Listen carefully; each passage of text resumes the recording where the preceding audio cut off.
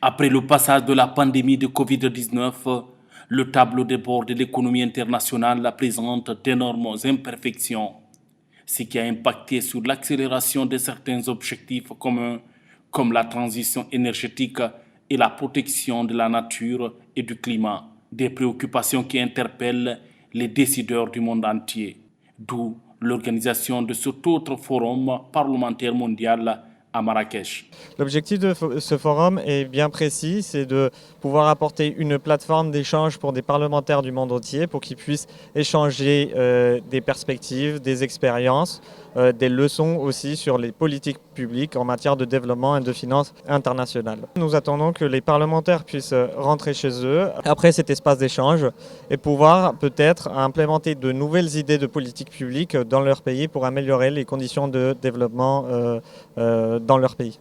Ce rendez-vous de Marrakech devrait contribuer à stimuler la volonté politique en faveur d'une Afrique développée et épanouie.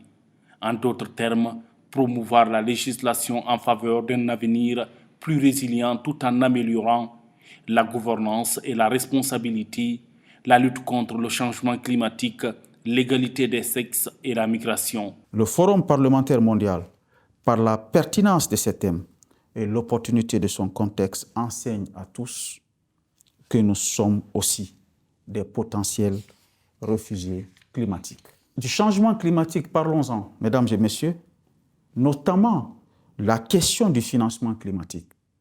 Il est impératif de noter que parmi les pays de départ les plus affectés par les changements climatiques, l'Afrique se trouve en première ligne. Elle subit injustement ses conséquences, malgré son empreinte de carbone faible parmi tous les continents.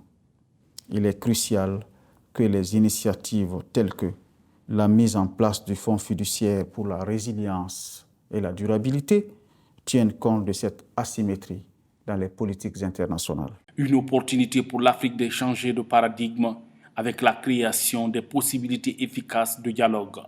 Autre enjeu, lutter contre la fuite des cerveaux. Pour Dr Dansa Kourouma, le continent doit travailler pour améliorer sa gouvernance et son système éducatif. Le complexe d'infériorité imposé par l'élite politique africaine en collision avec la communauté internationale et certains pays puissants a bafoué notre système éducatif et notre gouvernance, rendant notre jeunesse envieuse des écoles occidentales. La pauvreté, l'instabilité, les guerres ont cherché l'espoir de nombreux jeunes africains. Dans un tel contexte, nos parlements jouent un rôle crucial dans nos différents pays.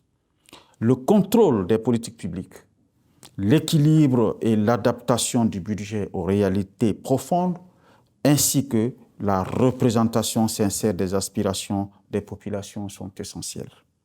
Cette session d'aujourd'hui doit nous rappeler que la migration est un enjeu mondial complexe qui nécessite une approche globale et coordonnée. En tant que président du Conseil national de la transition de Guinée, nous nous engageons à travailler avec les législateurs membres de ce forum et toute la communauté internationale, représentée ici par le groupe de la Banque mondiale et de FMI, pour élaborer des politiques qui favorisent la migration sûre, ordonnée et régulière, tout en préservant les droits de l'homme.